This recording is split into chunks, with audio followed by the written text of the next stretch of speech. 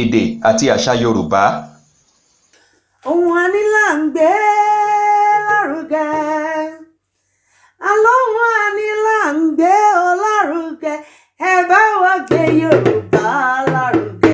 Ohùn àní là ń gbé lárugẹ, ohùn àní là ń gbé lárugẹ, ohùn àní là ń gbé lárugẹ, àlóhùn àní là ń gbé ohùn àní là ń gbé lárugẹ, ẹ bá wa gbé Yorùbá lárugẹ. Ohùn àní là ń gbé lárugẹ, ẹ bá wa gbé Yorùbá lárugẹ. Ohùn àní là ń gbé lárugẹ. Kí ni wọ́n fò lè ṣe láyé tí mo wá? Kí ni wọ́n fò lè ṣe láyé tí mo wá? Kí ni wọ́n fò lè ṣe láyé tí mo wá?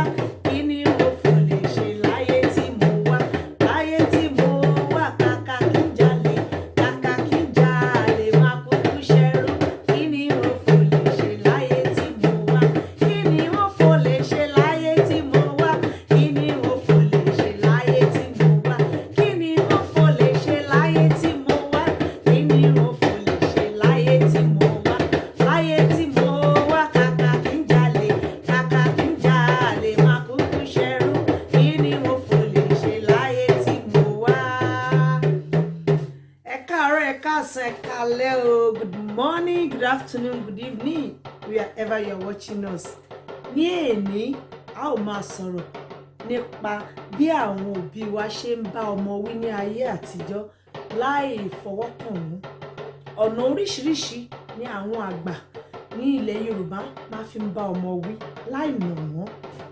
Today, we are going to be talking about how our parents in the olden days in Yoruba land, how they talk to children, how they discipline them or chastise them for them to be turned into a good citizen or to become a good person in the society, in the community, and wherever they find themselves. One of the ways we are going to be describing in details, but there are so many ways that our parents they use to talk to children. Let's mention one of those ways that they use. They use a kind of coded word to talk to children, especially when they have visitors or and a child misbehave. When they use those words, the child understand that they are trying to talk to them in a certain way. They are trying to pass a message across. Another one way they use to talk to children is by calling them aside and talk to them in the secret place, like in their room, and let them know the situation, what they need not to do and what they can do. The third one I'm going to talk about is by telling them the repercussion when a child do something wrong by singing, which is singing. So àwọn èèyàn wa ní ayé àtijọ́, àwọn òbí wa wọ́n á máa bá ọmọ wí ní ayé àtijọ́. Ọ̀nà tó ń sì máa ń fi bọ́mọ wí ó pọ̀ púpọ̀. As nípa àwọn ọ̀nà tí a kàn máa sọ díẹ̀ nínú wọn, òun bíi kí wọ́n fi ẹ̀nà bá ọmọ sọ̀rọ̀, kí wọ́n sọ pé kí ọmọ lọ gba àròdàn bá tí ọmọ bá ṣẹ̀.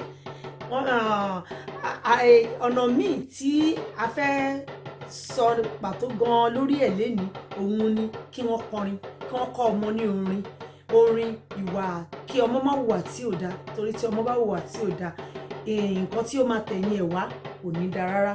Bí irú ìsìn, wọ́n fẹ́ ní ayé àtijọ́ tí wọ́n bá fẹ́ kọ́ ọmọ bíi pé kí ọmọ má hu ìwàkúwà, kó má jalè, kó má ṣe nǹkan tí ò dáa. Orin, wọ́n kọ́ àwọn ọmọ ní orin yìí tí àwọn ọmọ yìí bá ti ń gbọ́ orin yìí tí wọ́n ń kọ́, tí èyí tí wọ́n ń gbọ́ ní ìgbà gbogbo, eléyìí á wọnú ọkàn wọn, á jẹ́ kí wọ́n mọ̀ pé kò yẹ káwọn ṣe nǹkan tí ò dáa. So what I'm saying in essence is the children, they try to teach them that in those days they will teach them songs. One of the songs we are going to be singing in, and the song will be a kind of reminder to them. This reminder will remind them that they should not misbehave, so that they can be a good citizen in our society. And the song is the song I just sang from the beginning. Kí ni wọ́n fò lè ṣe láyé tí mo wá? That is, what am I going to do with stealing? In this life I have, ayé tí mo wá kàkà kí n jalè má kúkú ṣẹrú kí ni wọ́n fò lè ṣe láyé tí mo wá. That is, instead of me to steal, I'd rather be a servant. I would rather serve somebody, because that is what the Yoruba elders, they believe, that it is better you serve as a slave or you work for somebody for you to make your ends meet than for you to go and steal something, because you are going to your parents will not be proud of the child, any child that steal.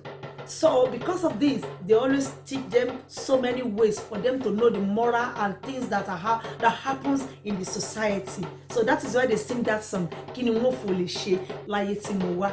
So I'm going to be singing the song again, Kini won fo le se láyé tí mo wá. Kini won fo le se láyé tí mo wá. Kini won fo le se láyé tí mo wá. Kini won fo le se láyé tí mo wá. Kini won fo le se láyé tí mo wá. Láyé tí mo wá kàkà kí n jalè má kúkú ṣẹrú. Kini won fo le se láyé tí mo wá. Kini won fo le se láyé tí mo wá. Kini won fo le se láyé tí mo wá. Kini won fo le se láyé tí mo wá. Kini won fo le se láyé tí mo wá. Láyé tí mo wá kàkà kí n jalè má kúkú ṣẹrú. Kini won fo le se láyé tí mo wá.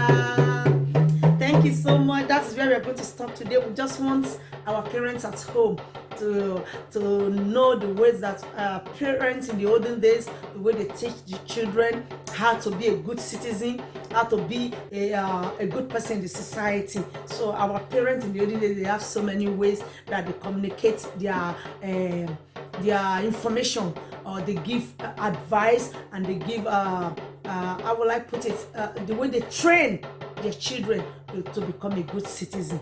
Ẹ̀yin èèyàn wa nílé, ibi ni a fi ètò wa sí ní èní.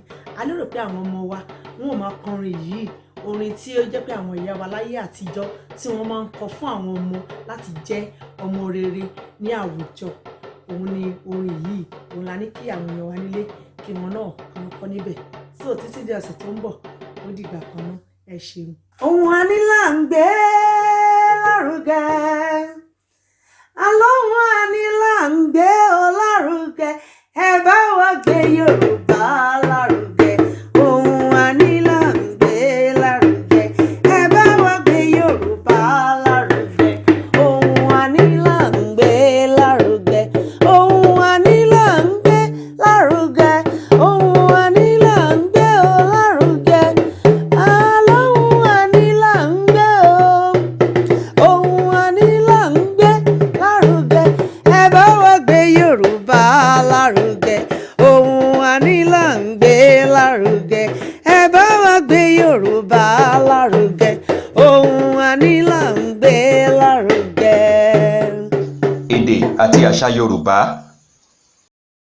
Ohun àní là ń gbé lárugẹ. Ohun àní là ń gbé lárugẹ. Ohun àní là ń gbé o lárugẹ. Àlóhùn àní là ń gbé o. Ohun àní là ń gbé lárugẹ. Ẹ bá wa gbé Yorùbá